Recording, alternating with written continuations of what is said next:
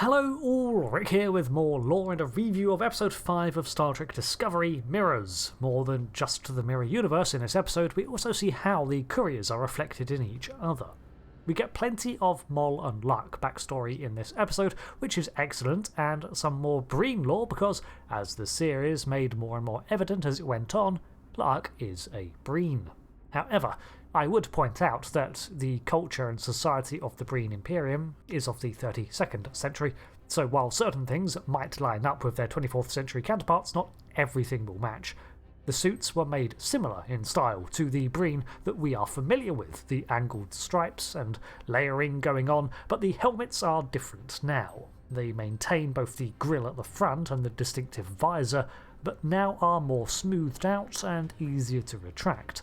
There's always been the in-universe notion that no one has seen a Breen under their helmets, and Apocrypha has devised several reasons for this, including the mention that they have in fact been witnessed and it's all just hearsay. However, one of the more interesting ones was that the Breen were more gelatinous in biology, and that when they died they effectively lost cohesion or even evaporated.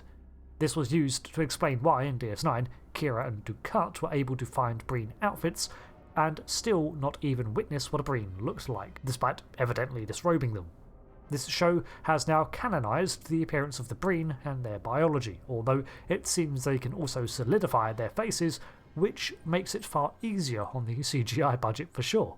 Interesting to hear references to how the Breen adopt one appearance more than the other, and I want to know the cultural significance of that, with them apparently opting to refute their solidified form. We learn that the Primarch of the Breen is engaged in a war against its own internal factions, likely from resource-related shortages in the wake of the burn, and L'ak is a nephew of royalty. However, because of his actions in the past, he has been demoted to menial work, which is where he met Moll. The two developed a relationship while she was on dilithium deliveries, and I find it a little dumb of her to be starting fights while surrounded by Breen guards, but hey, it works out for her in the end. So, when their relationship is discovered, L'ak attacks his own and wounds his uncle to escape with her, earning a bounty which ensures they will always be hunted until it's called off. Exchanging the Progenitor tech for the removal of this bounty seems like the reason the Breen end up with it in a potential future. As for Moll, we can see that she has at least 3 wanted bounties on her from the Federation, Emerald Chain and Andorians, so she has been busy. Her past with the 4th Booker was explored more, and we learn that, yeah, he was not a great father considering he up and abandoned her and her mother. However, Book admits that his mentor was a good man to him, so he feels a sense of obligation to Moll and tells her as much. It's good to see him actually making progress when reaching out to Moll, and we learn that all the duo really want is to be able to live in peace away from pursuit together. L'ak even briefly entertains the idea that they could be arrested so long as they remain united, and this is definitely the angle to take with them. Book's earnestness continues to cement him as one of my favourites in Discovery. I'm super happy that these couriers are getting more development. It's about time we had some backstory as any longer, and I feel that they risked becoming more plot device than actual characters, but this comes at a good junction to flesh them out. A big cameo of the episode is the derelict ISS Enterprise. Lore-wise, the last time we saw it was in 2267 under the command of Mirror Kirk, technically.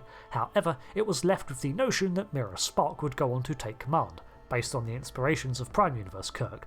Unfortunately, DS9 shows us that by the 24th century the Terran Empire has fallen, and the dominant power is the Klingon-Cardassian alliance and its vassals. This was in the wake of an attempted reform from within the Terran Empire, as Spock attempted to reshape the Imperialists into something more United Federation-esque. So, when Burnham recites what she knows of the history of the ISS Enterprise, she is aware that the High Chancellor attempted reforms and was assassinated for it. This was in all likelihood Mirror Spock, so it's kind of sad that she never gets to know more of him, merely assuming that he would be as twisted as the rest of the Terran Universe counterparts.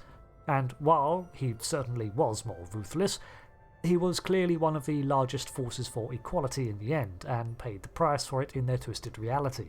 However, the crew of the ISS Enterprise mutinied against their imperialist captain, whoever that was, led by a Kelpian. They assume it to be Mira Saru, and sure, why not, considering he survives the events thanks to a time-travelling Giorgio. I do wonder if this will tie into the Section 31 show. Records exist of the crew manifest of the ISS Enterprise showing that they ended up in Starfleet, so it looks like they found their safety after all. On top of this, the records were deleted by Dominion War era Janal's science team covering their tracks. The only thing I find a little outlandish is that the battered Constitution class still has enough power to be mostly functional after 924 years drifting in this pocket. I'm not expecting dust on a lifeless spaceship, but still. I guess horror derelict spaceship was not the vibe they were going for. Rayner continues his path of integration, and I was happy to see him object to Burnham taking priority on the mission. I agree that her and Book were the good choice for the approach she was going for, but it was for the first officer to voice his concerns in private. All very professional, and something that the original series could have used more of, but hey, that was formative years.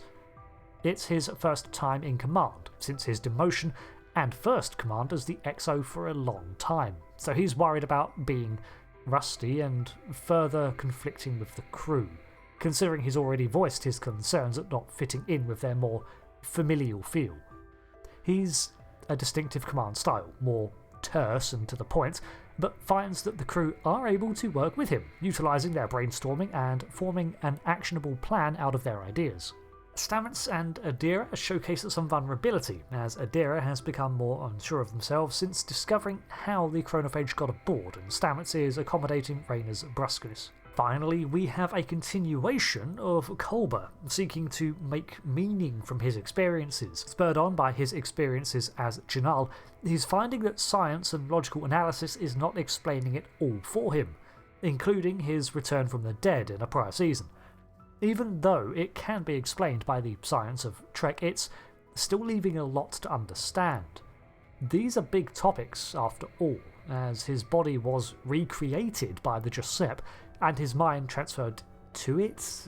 Once again, Janal's entire essence was then overlaid into Culber. It's no wonder his head is swimming with questions now on what existence is, and he finds himself looking into spirituality for answers. No defined religion exactly, but a belief that his understanding is incomplete. Spirituality and science aren't mutually exclusive. Exciting and terrifying at the same time, but exploring the unknown is what Starfleet does. So, what did I miss from this episode? I've narrowed down the lore drops on the Mirror Universe as I posted a video summary of its potential journey based on beta content and what we know in canon so far, subject to further reveals.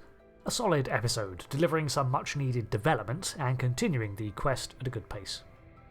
Thanks for watching this review, and until the next one, I've been Rick, and goodbye.